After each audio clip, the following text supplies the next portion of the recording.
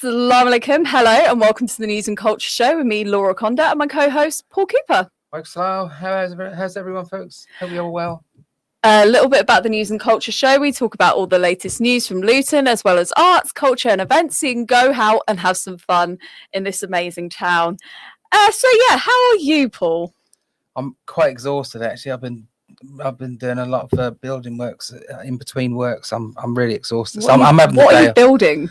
You make it sound like you're building a whole house. Well, I am I'm renovating a flat. Oh, yeah. I forgot about this. I keep forgetting that you have another. Is it the place where your wife sends you when you've been naughty? When you've annoyed her, you get to go sit in the flat. That's why he's been there all week. He's annoyed his wife. I can't remember the last time I've been good. So, yeah. Well, unfortunately, the same goes for Luton. There's been a lot going on this week and not all of it nice. After a nice, quiet few months, I think it's been a long time since we've had to report on a stabbing. I think, bearing in mind, and a man has been left fighting for his life after being chased from his car and stabbed multiple times. So, an 18-year-old has been arrested on suspicion of attempted murder following a stabbing in Luton on Friday last week. Because I had to think about it. Was it Friday? No, it was Thursday last week. Yes, it was Thursday because I was on my way to Tranborough and I have to drive past Wallet Avenue from my house to get to the station here. And it was all cordoned off. There was a lot going on. It was a very chaotic scene. So the incident happened around 4 p.m. With officers called to Wallet Avenue. Following. So this was the day before Eid then? It was the day before Eid. So it was that Thursday. So it's like just before close of fast. To reports that a man had been chased from a car by 4 men and stabbed multiple times. The victim, a man in his 30s, was taken to hospital with life-threatening injuries, where he remains in a critical but stable condition.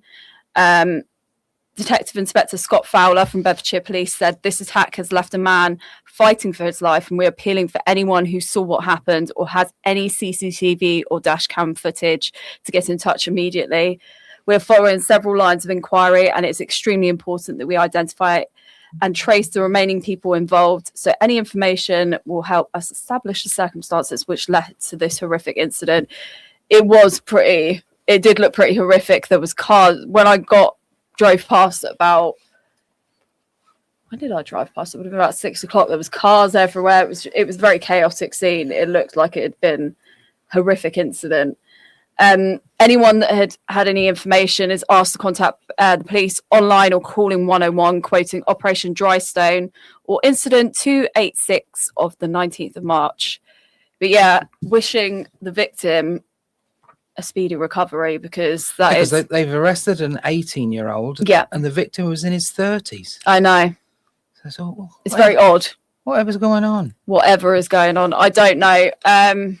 I don't know. Obviously, they're looking for other suspects. So if you do have any information, any dash cam, any CCTV, you live in the area, were driving past, saw the incident, because it's quite a busy area as well. It was near the roundabout on, so you know where Wallet Avenue, there's the roundabout and there's Wallet Avenue, there's Beechwood Road, and there's also Wingate Road to go up towards B&M. Yeah. It was it was just off that roundabout there on Wallet Avenue where the Polish shop is. Yeah, because there's like 5 roads roads there. It's 5 routes. 5 exits on that roundabout. Yeah, that roundabout is a nightmare most of the time, at the best of times. But it's a really sad incident. Inshallah, this man that's been, stabbed is in a much better condition now, because it did sound very worrying at the time. Alhamdulillah, he's survived his injuries, because that sounded horrific. Speaking of horrific injuries, a woman was injured in an incredibly violent attack outside a Luton pub. They haven't specified what pub it is, but it happened on Park Street on Saturday, March the 14th. So this would have been the day, if you were in town, it was St. Patrick's Day.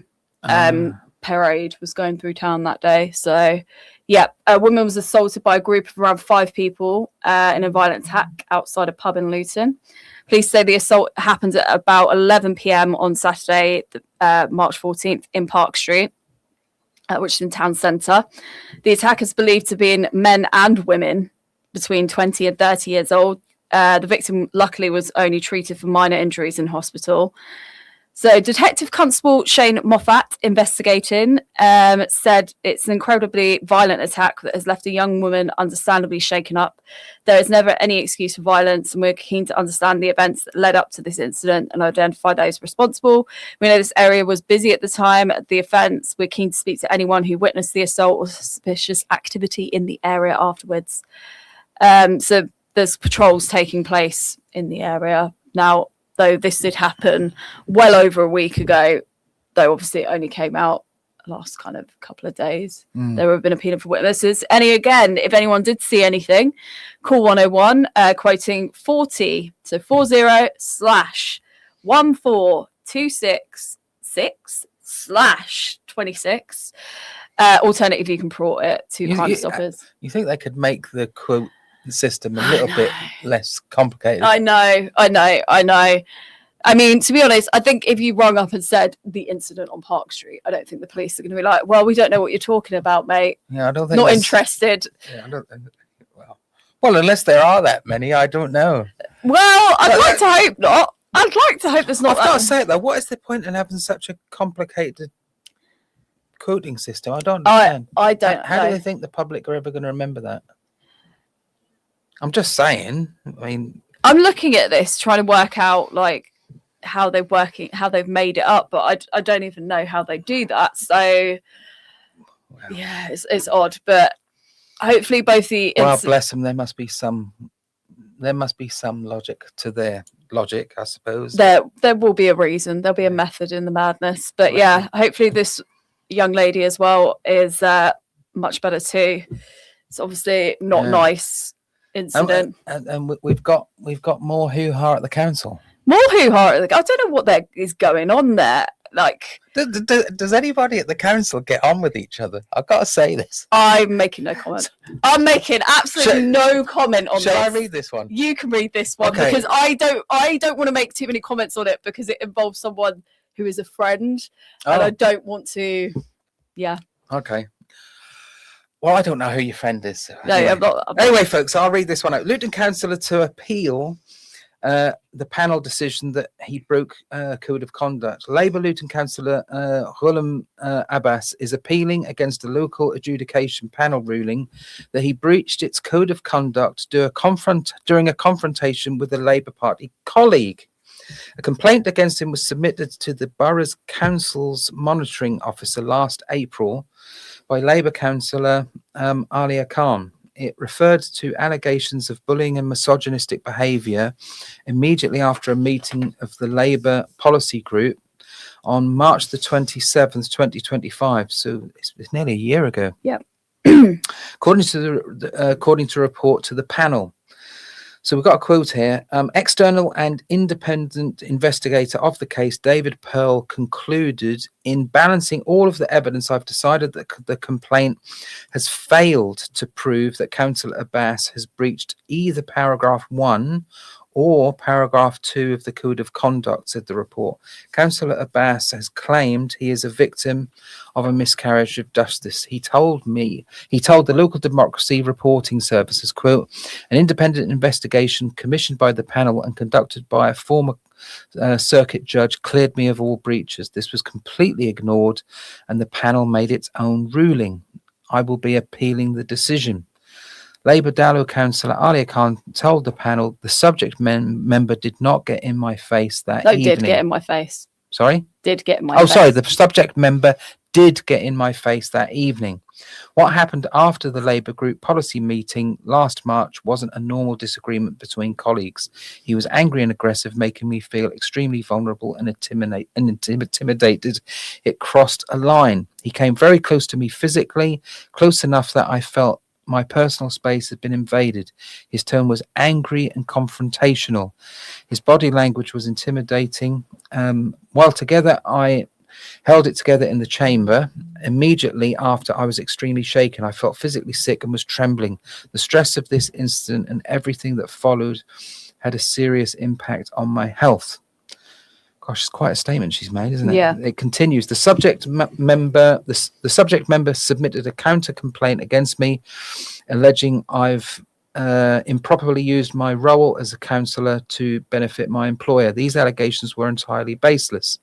This complaint was dismissed immediately by a local assessment panel. The timing and nature of that was an attempt to intimidate and pressure me into withdrawing my complaint.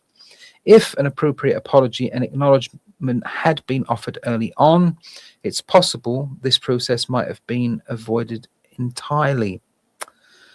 And then Councillor Abbas explained to the panel the interaction between us must have lasted about 15 seconds.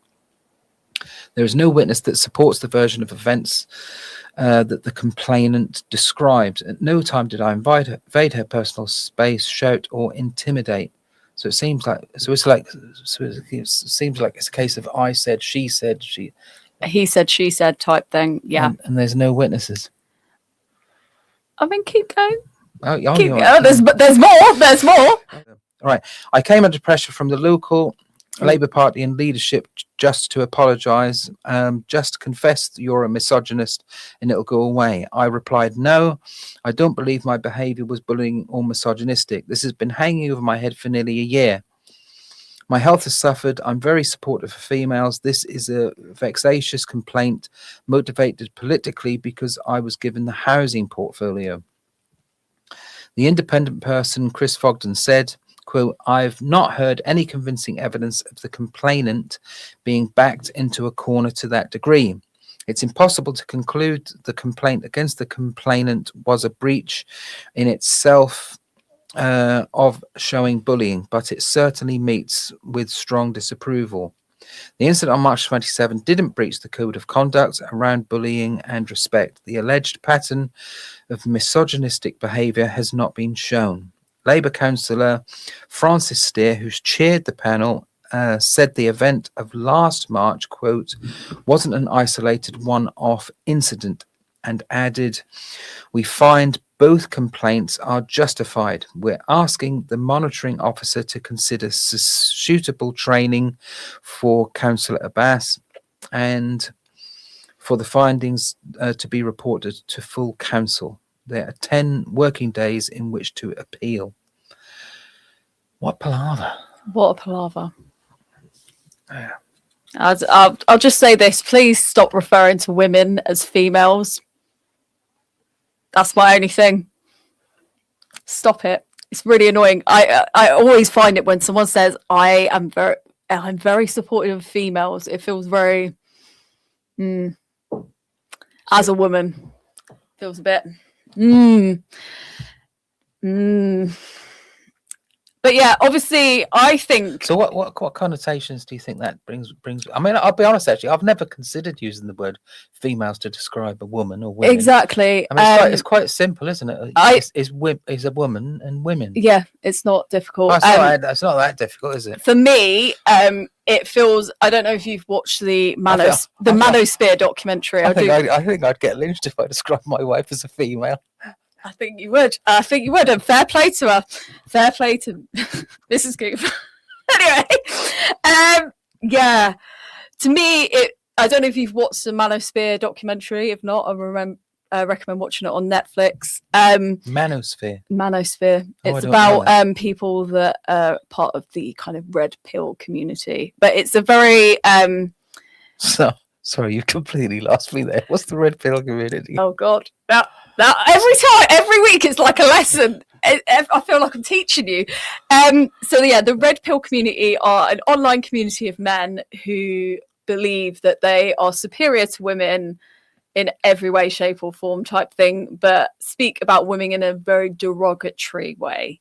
Oh, okay. As a result. And often I won't repeat it on here because it's not Islamically nice. Let's put it that way. But women should be used in a certain way. I'll tell you a funny story. When my son was young, if anyone ever said to him, Zane, who's in charge? He'd instantly look up and say, Mum. So I know my place. Sorry, it's even funnier because he's sat right there. I swear to God, he would literally answer, Mum, straight away. Well, so I know my place. Well done to early. He's learned early, and I respect that. Well, fair play to him. Fair play. But yeah, Yeah, I mean, I think, yes, the independent panel didn't find anything, but I think it's pretty, you know, the panel has suggested that this isn't an isolated incident and there has been previous complaints about his behavior. I'm not saying that that is a true, this is all alleged. This is according to the panel, not to me, not to anyone else. This is what the panel have said. So they're saying it's not a one-off incident and that he should be sent for training. He has time to appeal. I hope he does. If he wants to appeal, I hope he gets his opportunity to appeal. But I'd like to know what is going on with the councillors at Luton Borough Council, because it seems to be a weekly occurrence that there's some sort of complaint made by someone. I don't know if just all the panels are happening lately about all these complaints and that's what's going on. And maybe they have a set week in the year where they hear just all of the get complaints. everything out in one go. Hear all the complaints under council committee in one go. Maybe that's how it works. Well, it's been a whole month, Paul, of complaints. I think it's just been something every week for the past month. I was trying to be a bit constructive. But anyway. Yeah, I think you were more constructive than me. It takes more than a week, you're saying? I mean, it takes more than a week. Yeah, it is disappointing.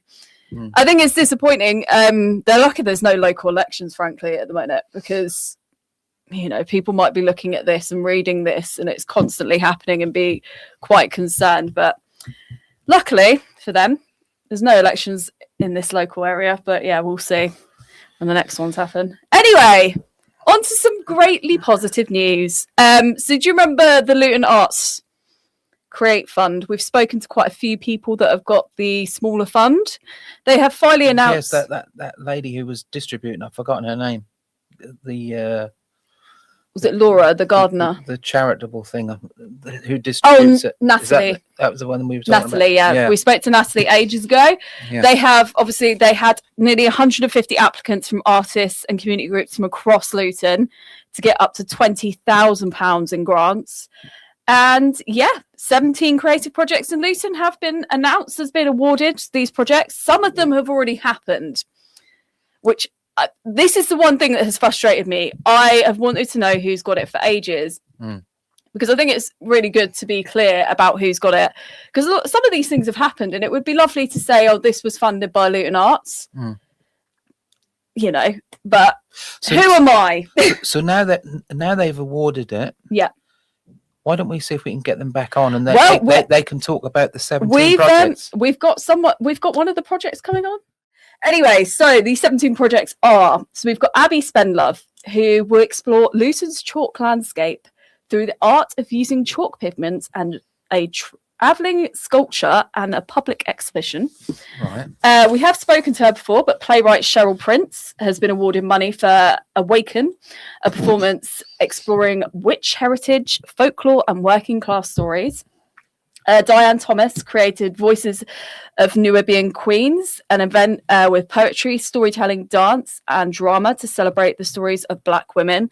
That's definitely, I don't know if they're doing multiple shows, but one of those has definitely happened. Okay. And I saw some pictures from it. It looks fantastic. So this is one I'm really excited for. Beyond Luton Carnival 50. So Gabrielle Smith, Jade Scott, who I went to college with, shout out Jade, and Caris Beaumont. They are creating a community archive and exhibition marking 50 years of Luton Carnival's rich history. That'd be interesting. And yeah, and then the Mary Hearns Postcards from Home will bring a workshop. It is actually really interesting. Sorry, I got distracted there. So Mary Hearns Postcards from Home will be a workshop to get refugees, asylum seekers and people with disabilities and teach them to craft expressive postcards about home and belonging. Woven Voices received funding for an intergenerational upcycled textile project that looks at identity, storytelling and sustainability. Thomas Young will produce Who Are You? ... Really? ? A film and mobile exhibition created by using voices and experiences from the community. Elaine Lester and Fiona Martin will work on a special project, Luton at Heart, exploring the experiences of people recovering from heart attacks, which I think that's a very interesting one as well. SIG Penrose Roots will work with Elizabeth Aldudis Oldest. Sorry. I'm not very good at pronouncing names. I think we've already established this over many, many shows. To run a sustainable fashion, don't laugh, and natural dyeing craft workshop to support people, support those on mental health recovery, which sounds, again, that's a really exciting one as well. And I think that's a great initiative too. Women's Aid in Luton and Priya Ramkishan will come together to create for creative and small business sessions for women with complex support needs. Sculpture products from Lugus Ceramics will create ceramics. I'm really good at reading. I promise you, I'm an excellent reader. I can read. I can read. She can't. We'll create a permanent sensory garden installation. Luton Urban Radio and the Hogan band. Hannigan. Oh, God. I'm really having a time of it today. We'll put on an event celebrating Windrush Day and Father's Day through music, art and wellbeing messages. Denby Primary School, alongside musicians, poets and sound artists, will capture sounds and spoken words to create an immersive digital artwork. Students on Pupil Premium will get a chance to join an after-school arts club with the Pioneer Learning Trust and Lucy from Opal Arts. Sophie Gresswell, who we are going to be speaking to, we're going to be speaking to her brother because it's a family project. All right. They'll be doing the Perpendicular Poetry Prize, which will expand the competition to now include workshops, events, and 2 new anthologies. Basically, it's a poetry competition. It's very exciting. Aaron Spedlow will be supported by the funds on his Suitcase Theatre programme that helps primary school and SEND pupils create stories, puppets, and perform.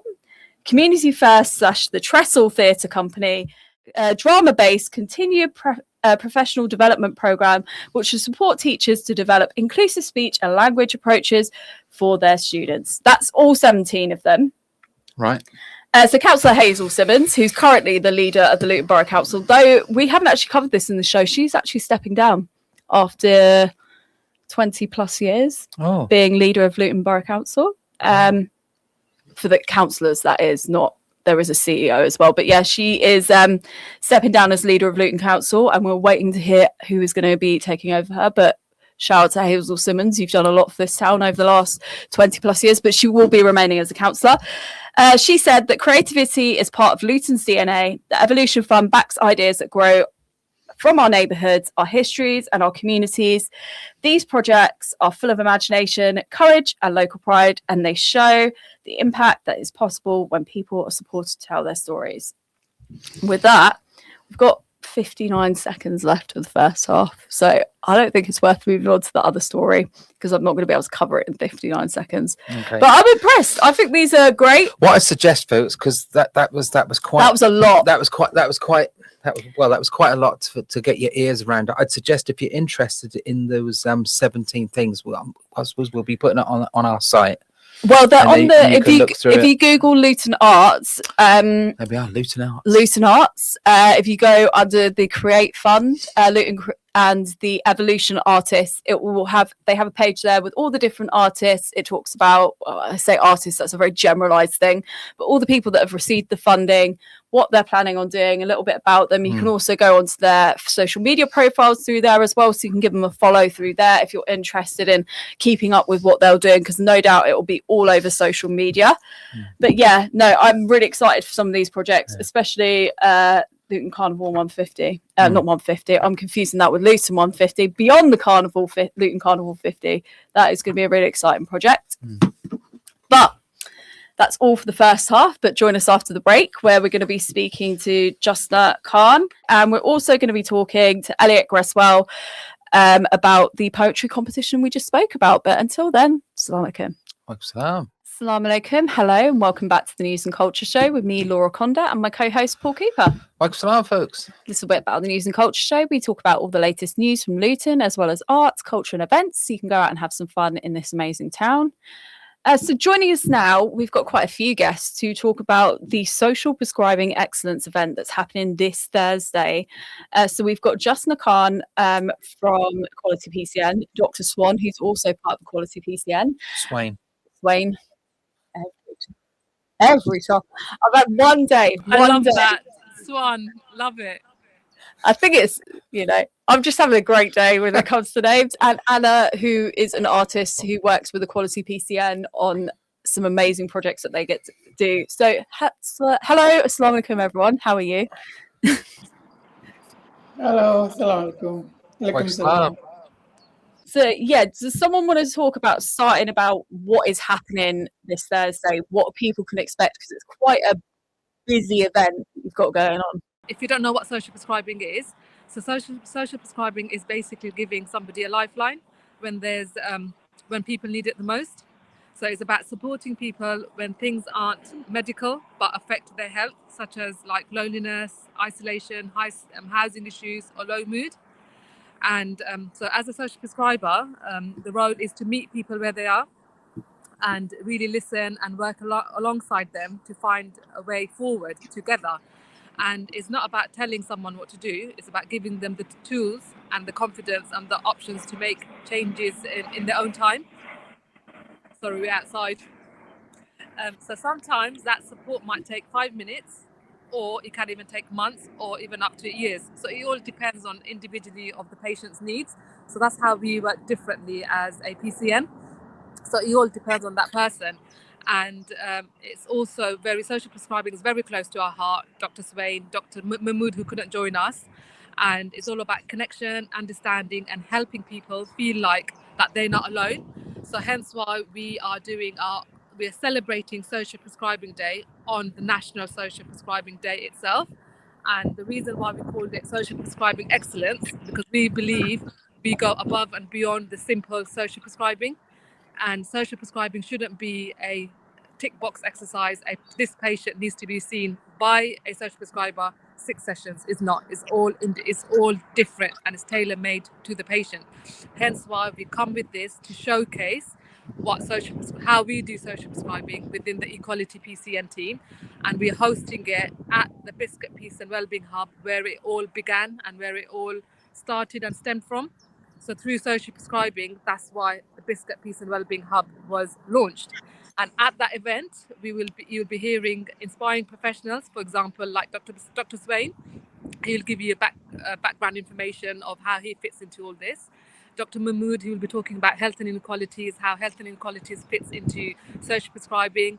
You'll be hearing about our famous artist, Anna. She'll be telling you all about herself, a music therapist who works alongside us. So you can see the variety. The reason why variety is important, because not one size fits it all. Someone might need an artist, someone might need a physiotherapist, GP. We don't know. Hence why our team is very diverse. And that's why we are hosting this event this Thursday, 11:30 at the Biscuit Peace and Wellbeing Hub. That's from me. Just for anyone that doesn't know, the Biscot Peace and Wellbeing Hub is based in St Andrew's Church. In Biscot. Just next door to the pharmacy. Just next door. We do this every time. Yep, next door to the pharmacy. So Dr. Swain, I've got your name right this time. How, as a GP, how do you find that social prescribing has changed your patients? Do you find that patients are not coming to you as much with things now because they're particularly mental health, because they've got other options because of social prescribing? Yeah, thank you for asking that question. To put things into perspective, as we know, Luton has a blanket of social deprivation. And if you take Biscuit into that, it is probably the most deprived ward of Luton. When there is social deprivation, in addition, the social determinants of health take over our consultations. Imagine someone who is going to lose their benefits when they come to see their doctor for their diabetes control. They will focus on that. We need to sort out their social housing problems before they can concentrate on improving their health. So that's where the social prescribing comes handy. Doctors can run out to their prescription pads to write the antibiotics, but social prescriber holds their hands and takes them in that journey, showing where their social determinant problems can be solved. I think Jusna described it well, but if you give me a minute or so, I can read out a poem that will touch people and you what we mean by social prescribing. You have a moment? Do you have a moment? Should I go ahead? What is social prescribing, you ask, and who is a social prescriber, you wonder. I am not the doctor who reaches for the prescription pad to write an antidepressant when life feels heavy. I work beside the doctor in quiet spaces where medicine alone cannot reach. When housing becomes uncertain, when loneliness wraps around you like a long, windy system, when you want to lose weight but lack the means, I step in with different kind of prescription, one that makes life little lighter. I hold your hand, I walk beside you, I signpost you to the people and places that can help you breathe again. A chair based exercise class in the church nearby, a community group that welcomes you by name, support for your home, your well being, your hope. This is exercise on prescription, but also empathy on prescription, kindness on prescription, human connection to prescription. And something beautiful happens. My clients become givers of kindness themselves. Our circle of helping hands grows organically, and our smiles ripple outward like gentle waves across steel pond. Would you like to explore it, to experience it, to feel it, what it means when community becomes medicine? That is social prescribing. We take pride in the biscuit piece and health hub, and that is what we will be showcasing on this Thursday. So everybody is welcome there. So could you give us some specific examples of some social prescription strategies that you've used, Dr. Swain? Yeah, I think social prescribing is almost inherent into my consultation. But I'll start with a story. Some time ago, I took some time out to go to the communities, into the luncheon clubs. You'll be surprised to know there are at least 7 or 10 luncheon clubs of different community in Luton. That's where I saw something called chair-based exercise. Then we started in our waiting hall with the help of a stroke physio, the chair-based exercise, what I called as socialize and exercise. This has now grown, we outgrown in the number, the camaraderie increased, and then it has now moved to the nearby church. And just now I'll tell all about it, how the number has increased. So when somebody with social isolation comes to me, or people who cannot go far, then I'll say, would you like to come on such and such on Wednesdays, 2 to 3, be part of this group? They just say, I never knew that happened. So that's one of the examples. I have many such. I don't know how long you have. I can talk about it forever. I'll give another example of a man, a Gujarati man. He he's retired, just lost his wife. He is not eating. Obviously, he's losing weight. Comes to the doctor. Oh, have you lost weight? Is that deliberate? No, it is not. So they do a blood test. He is obviously anemic. So what happens then? Elderly person who is anemic, losing weight, what he does go? Referred to the hospital, almost rushed through. Okay. And then all the investigations are done. A tube or scope from the top, a scope from the bottom, everything is all right. Go back to your GP. He comes to me, we start speaking in native their language. Then he says to me this, doctor, I'm missing my wife too much, and children are grown up. I live alone. What I miss most is her roti. I like roti, and I cannot make roti, and so therefore I'm not eating properly. So no wonder he's anemic. So then he was signposted to It the sounds so obvious, doesn't it? He's not eating and nobody picked it up. exactly. So that time that you give, the listening ear that you give, they when they that's the difference between when you go to your trusted GP who listens to them and give that continuity, listens to them, signpost them. That's why it's important. It's not important just on the day you rush for emergency. That's not general practice. That is accident emergency. You have to be able to share your concern with your doctor who will send you to the right place, not to the hospital. Everything is okay with you, go back to your GP. You have to stand by their side. So that's one of the stories. We have got many more, but Jusna also has got specific stories. Does it answer your question?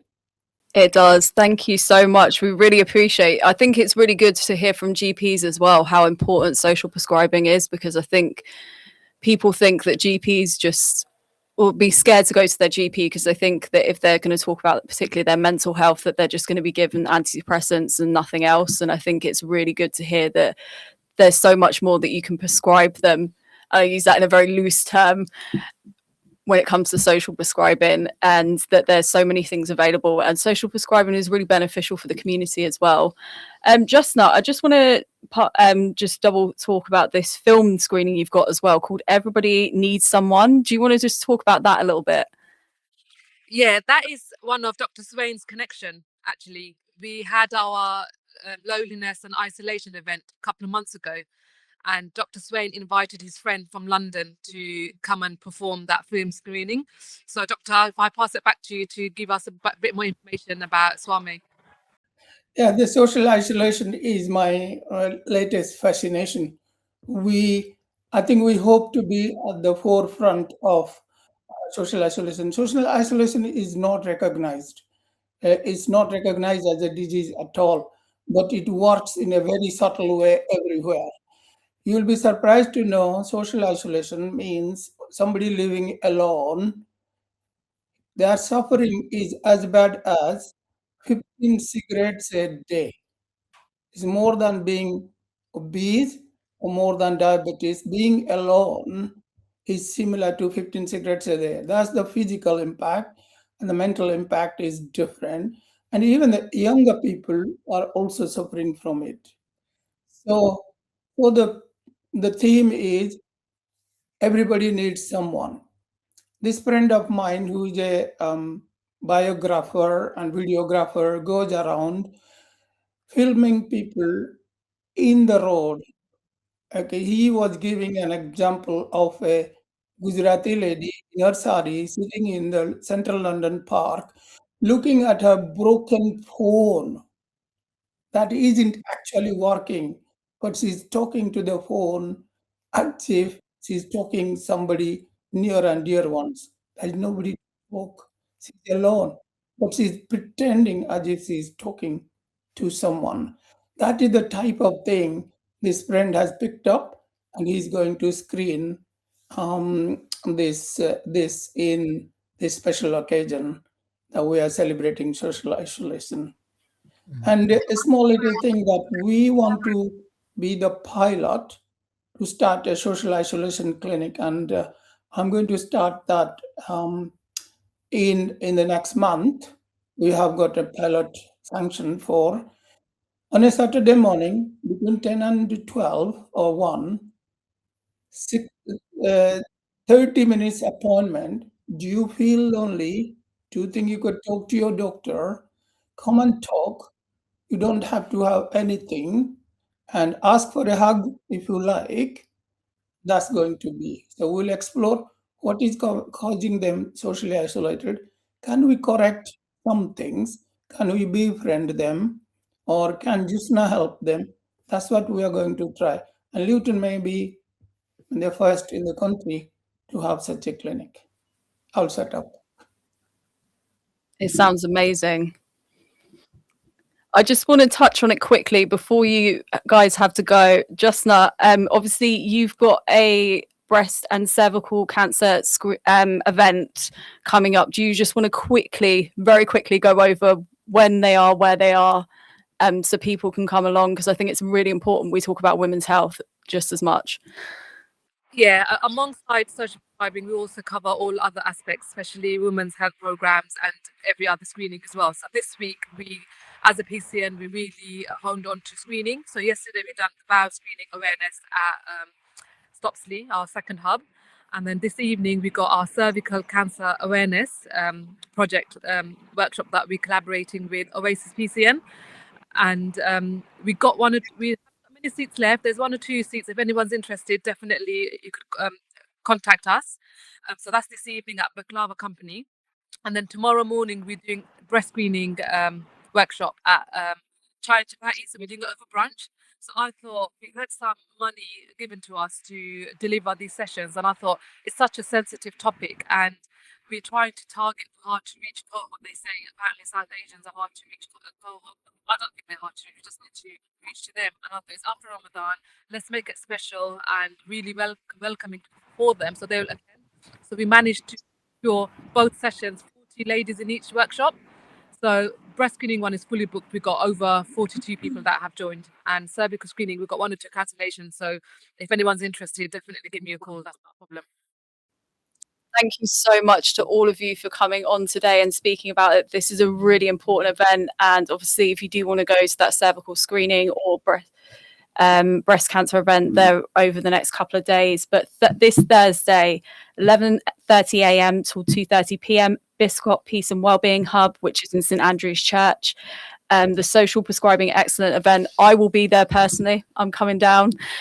So yeah, please do come down, find out what you can do social prescribing wise, or what you can get involved in social prescribing wise. It's a fantastic. I think it's so much more, just equally as important as prescription medication, if not better, most of the time for some things. But thank you to all of you for coming on. We will see you soon, no doubt, to talk about more amazing events you put on. But until then, thank you. Assalamu alaikum. Thank you for your time, and thank you for the air time. Thank you. Bye-bye.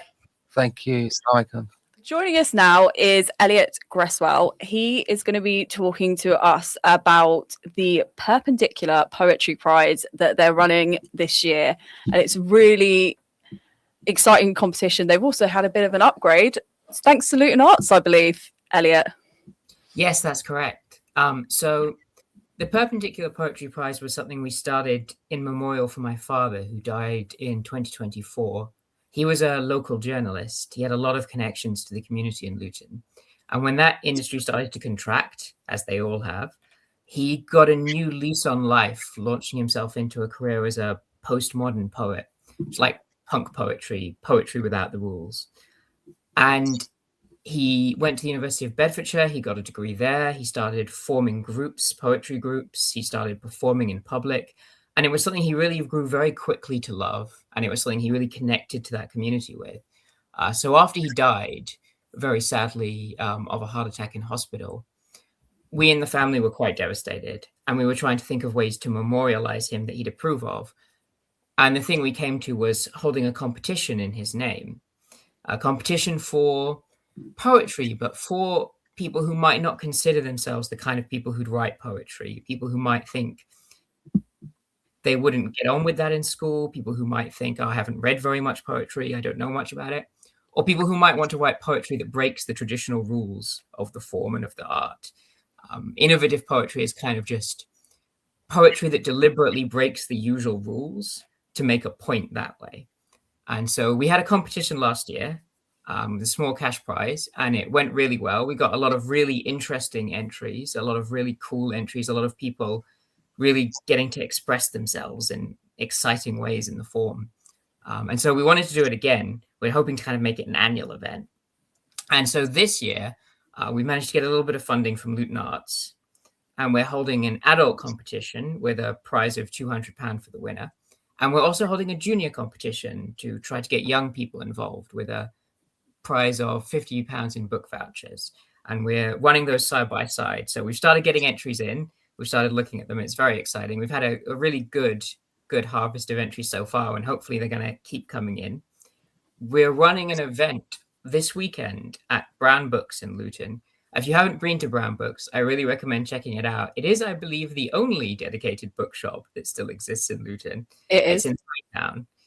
And it's lovely. It's a really great little venue. And we'll be there this weekend having a workshop just to have for people to come to socialize, to talk, to have a go at poetry. There's no expectation. You don't have to show up and enter. You can just show up and talk to us and browse the books if you want. But we're really keen to try and get people engaged who might not generally consider poetry to be their thing, because it can be anybody's thing. It's just a way to express yourself. And what are the age ranges for the junior and adult competition? Because I know some people might be thinking, oh, my child likes writing poetry, but is there a minimum age or something like that? So the junior competition is under 18s. We'll be judging it in two brackets, basically, the up to 11 or 12 and the 12 to 18, because obviously there's a great range of different writing skills there. And we'll be giving a prize away for each of those brackets. And the adult prize is anyone between, say, 18 and 500. So anyone at all can enter that. So you have restricted it then? You have to be below 500. I feel like over 500 gives you an unfair advantage. You've just seen too much of that. Too much experience. And when do people have to get their entries in by? Because obviously you will have a limit on time to do this. So the competition closes on the 23rd of April. Okay. That's when we open up for judging. And when we'll have a month or so of judging. And then at the start of June, we'll be holding a ceremony for the kids prize in the Brown Bookshop in Hightown on the 6th of June, and the adult prize in the Bricklayer's Arms just down the road from it pub on the 7th of June. So you've got until the 23rd of April to get your entries in. That's amazing. So it's not long then if you're interested in getting involved. Have you guys got a website where people can have a look at everything about you? Because I think you've got a really interesting story here. I mean, it's fantastic that it's held in memory of your dad, and your dad has such an impact. And like you said, as a journalist, when it started going down the pan, and it's still continuing to going down the pan every single day, and your dad was a very well-known local journalist in the area as well, very respected man. I just think it's fantastic that he's got such an amazing legacy as well. But yeah, have you guys got a website where people can find out a little bit more about the story and everything like that? Yes, you can find us on Instagram at Perpendicular Poets, at Perpendicular Poems, and our website is perpendicularpoems.com, and that has all of the information, the entry rules, some resource packs for the younger competition as well. It's interesting, your previous segment mentioned mental health and social isolation. There's an awful lot of people feeling a sense of being fragmentary at the moment, being in an isolated media landscape, having difficulty connecting to each other. Many of the people my dad connected with through his poetry, including himself, had some struggle with mental health. And so one thing we tried to highlight last year and this year as well is this is also an opportunity for people to share perspectives and struggles in life that might be difficult to talk about in other forms. You can express yourself or your pain or your struggles or your joy in a poem in a way that feels artistic and interesting and perhaps low pressure in a way that would be difficult in a conversation with somebody. And so we really want to also encourage people to see it as a communal event in that sense. No, it sounds amazing. Just a quick question. Do you write poems yourself? Do you express yourself through that way? I've dabbled with poetry here and there. I am a career freelance writer, but I primarily write for video games, which is a bit of a different medium. That is very interesting. What does that involve, Elliot? Well, we video game writers call ourselves narrative designers because the answer is whatever we get paid to do. So sometimes you just get paid to put words in stuff. sometimes you get oh, an you mean- experience like a roller coaster. you mean like to put the storyline together? Basically, yeah. Right. Video games these days have some very ambitious sort of story ambitions, and Mhm. there's a lot of business in the UK. A lot of sort of cultural arts funding and emphasis around video game writing as an industry. Oh, very It's very interesting. niche industry, but I find it fascinating that people actually do that as a job. Like, it's one of those things when you hear it, you're like, oh, that's really interesting, because I feel like my job is very boring. And sometimes you have to convince people it's a real job. Yeah, because I never thought about it before. I suppose with a game, you've got to write the story before you can actually program the game, haven't you? Or someone will program the game and ask you to give it a story, but one of those two, yeah. Oh, sometimes it goes the other way. Sometimes it does. Sometimes it Oh. does. Wow. Well, this Okay, has been very interesting. this has been amazing. It's fantastic to hear about that as well. That's a lovely You nugget know, of information. seriously, gaming being such a good, large thing Mm. in society. I hope you don't mind, Ellie. I think we should get you to come back and talk to us about this, Absolutely. Anytime. because Anytime. because the gaming industry is bigger than the movie industry. It is. It So is. yeah, I'm sure people would be really interesting for you to actually literally explain how all this works. I'd be fascinated to hear. I mean, I'm an old guy, but I'm a gamer at heart, so I'd I was going to I'd say, love yeah, to you hear. perked his interest when you said video games. Yeah. Yeah, nice one. I'd absolutely love to. But yes, the Perpendicular Prize, drop by on Sunday between 11 and 3 at Brown Books, and we can chat more there if you're interested. And if not, just look us up on the website and send your entry. Thank you so much, Elliot, for taking the time to talk to us today. We really appreciate it, and good luck. And definitely head down to Brown Books on Sunday. Sorry, I was nearly said Saturday then. On Sunday, this Sunday, 29th of March, 11 till 3 p.m. To go and get involved in that workshop and maybe write a poem or two yourself, and that you could submit and potentially win money for. Could Yeah. win £200 if you're an adult. So yeah, but thank you so much, Elliot, for your time today. Or at the least, you're going to meet like-minded people. Yes, definitely. And it's good for you to let yourself creatively as well. I think it's really good opportunity to do that too. But yeah, thank you so much, Elliot, for your time. We really appreciate it. No problem at all. Great to be here. Thank you. Lovely to meet you. Lovely Elliot. to meet Thank you. you. You both as well. Bye-bye. So that's all from the News and Culture Show this week. But join us again next week, where we'll have all the latest news from around Luton, as well as art, culture, and events. So you can go out having some fun. But until then, Assalamu alaikum. Wa alaikum salam. Take care, folks.